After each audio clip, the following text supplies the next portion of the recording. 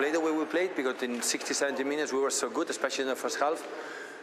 It was the way we had to play. In the second half we struggled. We struggled the last minutes more because of the quality of the opponent. It was disappointing at half-time to go down. If we'd have just got to 0-0, we could regroup again and go again, but wasn't to be. But again, the second half was really, really good, really spirited, personality, quality when we had, and pushed a very, very good team all the way to get their victory. I've never enjoyed my football as much as I am now. You know, when you're scoring goals, your confidence is so high, and yeah, I just want to keep helping the team the best I can, and yeah, I'm just enjoying it at the moment. We know all about Phil Foden, we're getting to know him more, but what's the best way to describe him? He's 20 years old, just look at the stats. The amount of games he played, the goals and assists he has created, and compare with the biggest stars in English football, the amount of games in his age.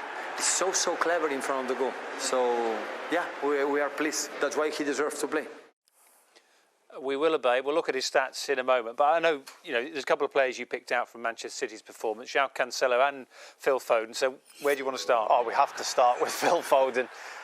Pep Guardiola's right. His stats are incredible at the moment. There's been a lot of talk of would he become the player we all hoped he would, and he's very much on the way. He's so clever in his position, and he's playing in a wide position at the moment, but you see the run, he spots, Manchester City do like to move the ball around. They try and manipulate defenders into certain positions, and the moment Dunk steps into that position, Foden spots it. His touch inside with his left foot is magnificent, into the space, and then has the awareness and the speed to have so many touches in such a short space, and then to give the defenders the eyes. It's an incredible face he's pulling as he gets his shot away, but he's given the defenders the eyes. And we could have picked out a few clips of his cleverness tonight, but this is incredible. This kind of skill is what he's bringing to Manchester City week in, week out. I'm certainly not sure I was ever able to do that kind of thing. I certainly couldn't, so don't look at me.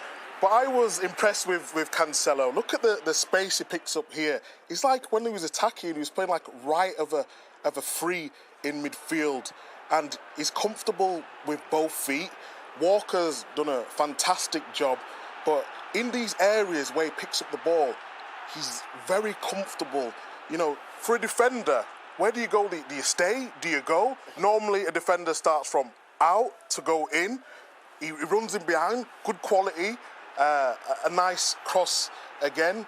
Could have done a little bit better with the running. But look at him running in behind here, getting in behind. He was that every single minute of the match, and this is at the end. This is what little chop there, right foot, left foot, just the icing on the cake to finish it off. But it was a brilliant performance. You mentioned those stats again, as Pep Guardiola did. Let's have a look at Phil Foden and his contribution to what Manchester City are doing this season. They've won 4 on the spin now, they're looking healthy, and he is at the centre of a lot of that, isn't he, Micah? Yeah, I mean, Foden, he's, I've talked about him many times.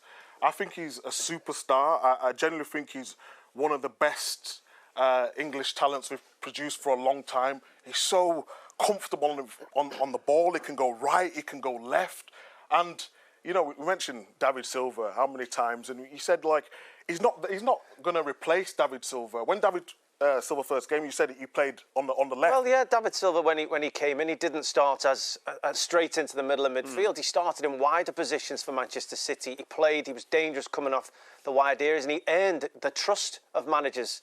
And we've all done it as diminutive type of players. You earn the trust to go and play in the middle of the field. David Silva did it and was magnificent. And Phil Foden, well, his stats are incredible. He's played an awful lot of football at Manchester City, even though people weren't sure that he would get enough game time. He's now played 96 games with 23 goals already for a young player, so his stats do measure up. He's their leading goal scorer this season. I suppose the only worrying stat for City is another penalty miss. That's 1 in 4 that Raheem Sterling has scored in the Premier League. They've missed an awful lot of penalties both this season and last season. And from a Brighton point of view, nice to see them ambitious again, which, it's lovely to watch, but still no end product. Yeah, I was impressed with their attitude.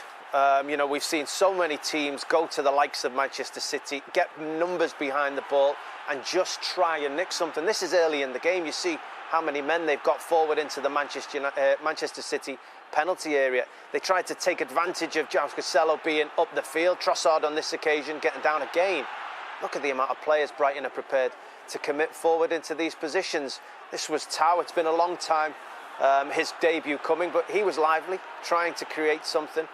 Again, you know, I talk about them not scoring goals, not winning games. When they do get into these positions with a lot of players forward, they're just not quite able to find the end product. And, you know, it's no win in 9 for Graham Potter's side. Now, only 2 wins all season, and despite all of their quality play, they do need to find end product. Yeah, desperate for some